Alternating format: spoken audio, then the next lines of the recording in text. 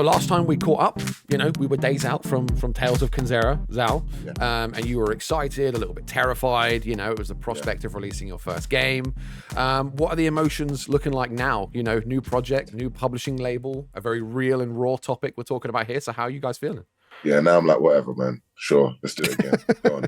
It's like the second child where you're just like, yeah, okay, cool. They're happening. It's happening. It's coming. No, I think I'm definitely I'm excited for it, man.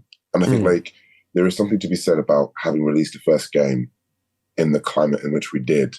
And like, again, always nervous, always kind of terrified. And now getting in a place where I'm like, okay, now we can release another game. And like, we're feeling like, oh, okay, we're getting the hang of this. Like, it feels great. Like, it feels really exciting. Because again, it's that whole thing of like, we know what we've done, we know what we've created. So let's just give it to the world and see what happens, Yeah, definitely. I don't think I've seen this from, talking about this from a development perspective, but how long it took to turn around, because I feel like from an outside perspective, it looks like it was put together quite quickly. You guys released Zao, you had Project Uso, which is still cooking, which you said at the BAFTAs, and then suddenly we get Dead Take surface. So how long did it take for this to come together at Surgent? Not very long. I mean, like exact timings, like I'd say, like put it this way, Pocket Pet Publishing started at the beginning of this year, right? I'll let you do the math. That quick. I'll let you do the math, because honestly, and it was, it was a project in which, again, as I say, we just knew what we were doing. We knew what we wanted to create. We knew what we wanted to build. And we had fun, man. Like, that's the thing. We were having fun building this thing. And I think like that's not to say that Zao wasn't fun. Like, Zao was a lot of fun, but I think there was an element of, it was quite traditional. Whereas with this, we were just like, you know what? Like, we're making this. Let's just see what we've got, see what we can kind of play with. Let's just have fun while we build it. And, said like, let's just see what we can conjure in like 7 months. Like, come on, let's do it. And I think it's refreshing too to get something out so quick, because you see about these, development timelines taking years and years now. To get something out so quick must be quite refreshing. It is, and it's not, and it's a bit like film and TV in regards to like, especially with film, or it's where you've got like indie films anyway. You've got like 2 months or 3 months to film something with the intention of making it, getting it out there, getting it kind of, doing the whole like, rounds of like festivals or whatever. You get people to watch it, right? But you do it in such a quick, tight turnaround. Yeah. And like, that to me was really exciting, because I was just like, cool, you have the vision, you have the idea, you have like a sort of a knowledge of like, I don't want the audience to be on this like, for 30, 50 hours. I want them to be on it for a good time and just enjoy themselves. As soon as you have that kind of idea or that drive, you're like, yeah, this makes sense. This is great. And you know what's funny, right? I remember talking about this ages ago with interviewers when they were asking like, how long did Zao take? And, what was Zao's development process? And I used to joke about it, but like, it's so true. Zao was truly made in the last sort of year and a half of its development, because the 2 years prior was forming the team, was figuring out how we would work with each other, how we'd communicate. So it was very much just a sense of like, cool, oh, okay, now we know who we are and what we're doing and what we want. Now let's make a game. Yeah. And it segues quite nicely, actually, into the next one. So, we're talking about the team, we're talking about having fun. Yeah. When it came to picking the actors for this project, obviously you've got some real heavy hitters like Neil, Ben, Laura, Matt. What went into selecting them and kind of like marshalling them into this game? What did it take to kind of secure their investment into this project? It was a bit of asking mates for favors. It was a bit of like, hey guys, listen, I need a favor. But then at the same time, it was also like, in my the way I sort of cast things, I always ask like, who's going to deliver this role with authenticity and truth? And what's great about Neil is that Neil has been around the block, so he gets it and he understands it. He's experienced, being cast as a lead, but also being close to being cast as a bigger lead, or like, he's experienced it all. Where Ben also, even though Ben is, incredibly talented. Like, he didn't just, appear yesterday. Yeah. He's also got that experience and that chops. And they're both incredibly dear friends. We've shared so many horror stories about the industry.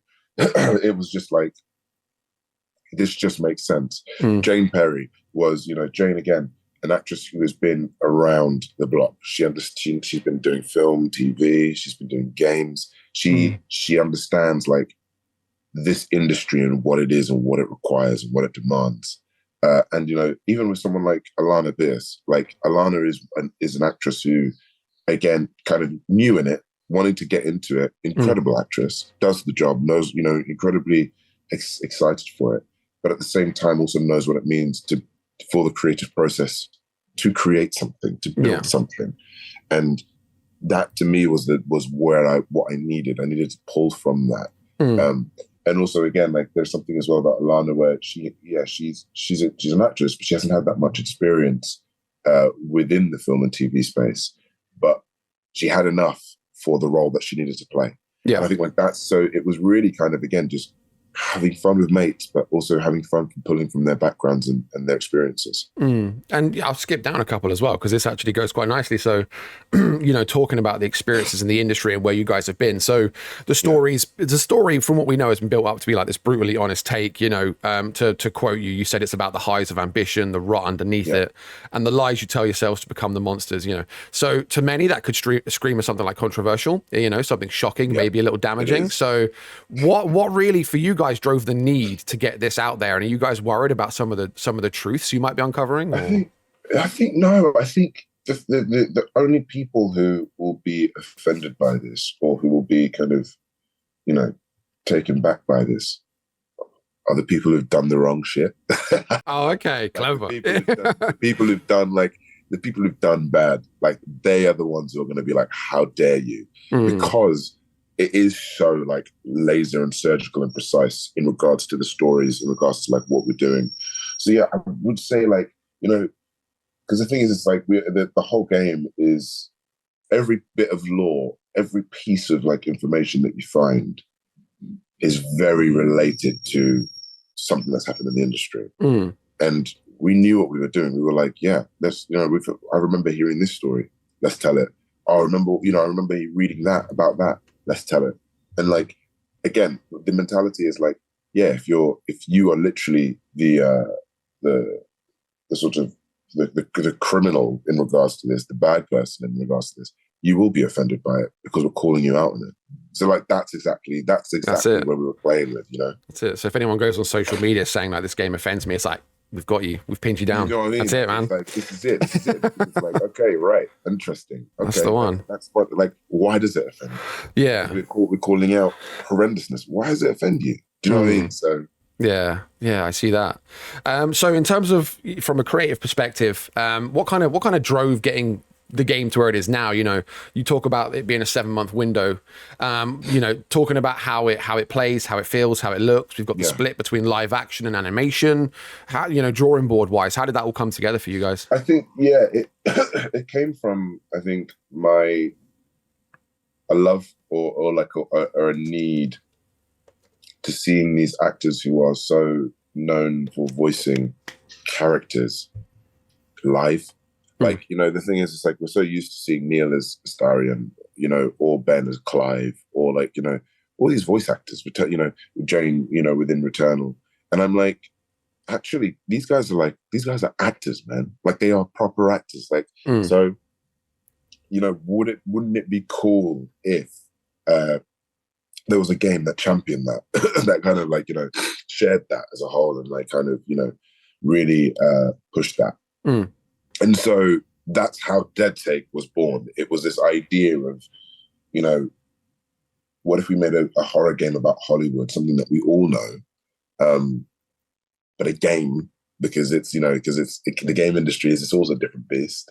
And what if we pulled like some of the biggest names in the games industry today and had them? What if I had like my Brad Pitt and Tom Cruise in the game? That's it. Yeah. And like, achieve that. Yeah. Together. Yeah, that's it. Essentially it, man. Yeah, and that's kind of the vibe that I got, when I caught up with Neil back at the BAFTAs, and we were talking about the pixel pack and stuff, and, the representation of actors, voice actors not just being voice actors. And that's something that we've been stressing, isn't it? It's not just standing in a booth saying stuff, a lot more goes into it than that, which I think a lot of people don't really see. So I think this kind of project is going to be an eye-opener, to say the least, definitely. So looking back at the Pocket Pair piece, you guys are, one of the first to release a game under the label. Yes. You said back in January how much of an honor it was to be a part of their journey. So from that publishing angle, how have they been at empowering you guys, Pocket Pair? They've essentially let us do what we want to do. They understand what it takes when it comes to making games, like in regards to like indie development. Like they understand like what is required. They've essentially empowered us to be honest and also chase the fun.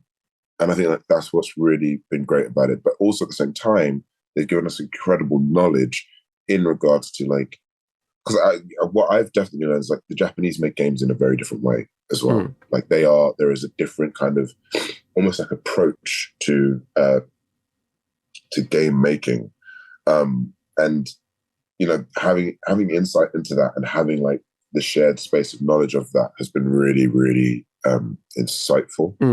And so, yeah, I'd say like with Pocket Pair, they've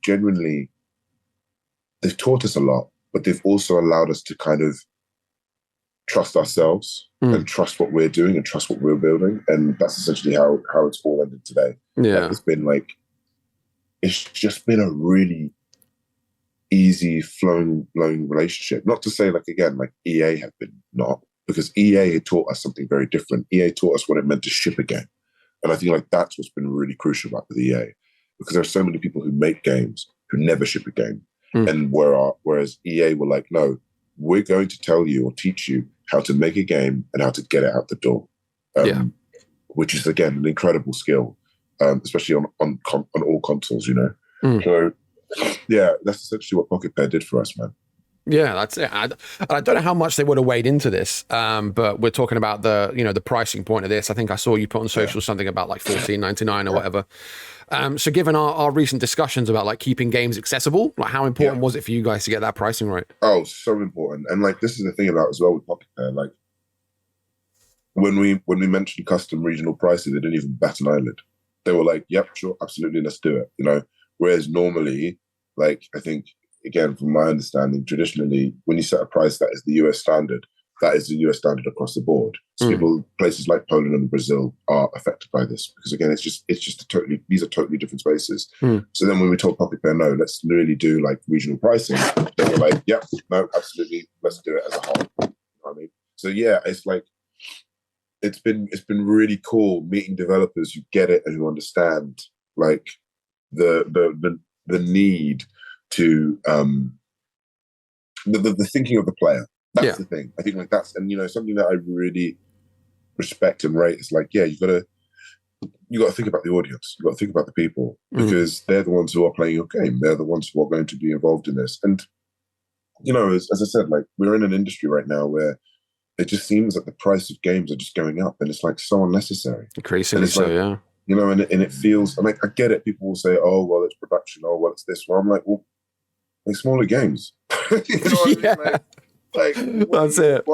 Why have you got to spend, God knows around 150 million and then worry about making that back? Like that's like, I get. Oh yeah, games are changing and bigger than ever. But at the same time, I'm like, if you're already worried about that, then why are you doing it? So just make a smaller game and make a game that if you want people really, because that's the thing, we're doing this to make it for people to play, for people to enjoy. So I think like that barrier can be removed by putting it at a decent price point. I've always said this to the team as well. I've always been like, what's the price of pizza? What's the price of like, what's something that people are going to like when you get friends around and you want to have a good time or enjoy yourself, enjoy a movie by yourself? What is the price of that? That's the price for our game. Yeah. Yeah, absolutely. Fantastic stuff. Yeah. The, looking at the like the identity of it as well, you obviously spoke about how it's quite a standout project. It's quite a unique thing. When you guys were putting this together and you were looking at Tales of Kenzera and kind of the origins of the studio, do you guys, so the way I see it, right, if you put Dead Take and Tales of Kenzera side by side, you might not ever guess they're from the same studio. No. Do you guys think you had any like, I don't even know, like identity related concerns, like, taken away from what put Surgent on the map maybe? Yeah, I think there is. on a visual level, there is always that kind of thinking of like, yeah, is there, you know, are we, like, who are we? But in truth, though, Tales and Dead Tape are very much born from the same thing of wanting to tell a human story, human truth. You know, whereas Zao was about, you know, the idea of grief and the idea of like, you know, trying to understand what that means to someone when they lose a parent and, you know, who they are, an identity. Dead Take is very much about success, and it's about the need to kind of a legacy, the idea of, you know, again, how do you make a name for yourself with the life that you have or the skills that you have? They're both born from this very human sort of emotions, very human sort of journeys. So in truth, like, we're not really worried about the sort of like the visual identity element, because people who play the games will understand, okay, I can see why these two games exist from this studio.